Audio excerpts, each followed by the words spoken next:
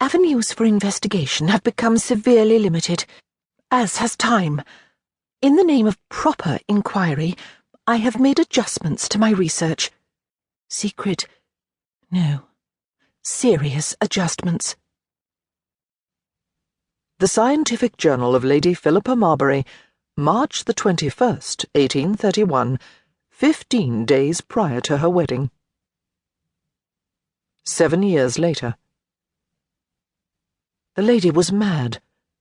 He would have realized it 5 minutes earlier if he hadn't been half asleep, shocked as hell to find a young, blonde, bespectacled female seated at his desk reading his ledger.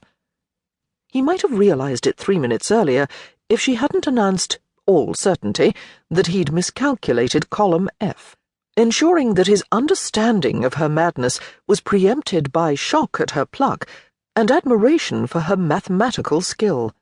Or perhaps the reverse. And he most definitely would have realized that the woman was utterly insane 60 seconds earlier if he hadn't been rather desperately attempting to clothe himself. For long moments, his shirt had appeared to lose a rather critical opening, which was a distraction indeed. Now, however, he was quite awake, had closed the correctly accounted ledger, and was fully, if not appropriately, clothed. The universe had righted itself, and rational thought had returned, right around the time she'd explained what it was she wanted. And there, in the silence that followed her announcement, Cross had understood the truth. There was no doubt about it.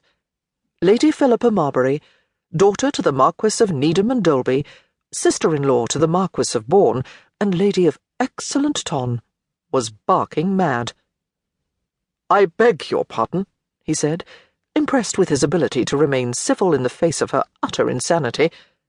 "I am certain I did not hear you correctly." "Oh, I'm sure you did," the lady said simply, as though commenting on the weather. Big blue eyes, unsettling and owl-like behind thick spectacles. "I might have given you a shock, but your hearing is quite sound, I should think." She advanced on him, navigating a path between a half-dozen towering stacks of books and a bust of Medusa he'd been meaning to move. The hem of her pale blue skirts brushed against one long serpent's body, and the sound of the fabric rustling against bronze sent a thread of awareness through him. Wrong. He was not aware of her. He would not be aware of her. It was too dark in this damned room. He moved to light a lamp a good distance away, near the door. When he looked up from the task, it was to find that she had altered her course. She came closer, crowding him back toward the heavy mahogany, throwing him off kilter. For a moment, he considered opening the door, just to see if she might charge through, leaving him in the office, alone and free from her, from what she represented, able to close the portal firmly behind her, pretend this encounter had never happened, and restart his day. He knocked into a large abacus, and the rattle of ebony yanked him from his thoughts. He stopped moving. She kept coming.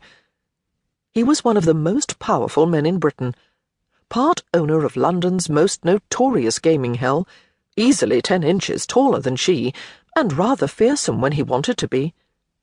She was neither the kind of woman he was conditioned to notice, nor the kind of woman who expected to receive his notice, and she was certainly not the kind of woman who rattled his control. "Pull yourself together, man." "Stop!" She stopped, the word hanging harsh and defensive between them. He did not like it. Did not like what the strangled sound said about the way this strange creature had instantly affected him. But she didn't see any of that, thank God. Instead, she tilted her head the way a puppy might, curious and eager, and he resisted the temptation to take a good, long look at her. She was not for looking at. Certainly not for looking at by him. "Shall I repeat myself?" she asked, when he said nothing else. He did not reply. Repetition was unnecessary. Lady Philippa Marbury's request was fairly burned into his memory.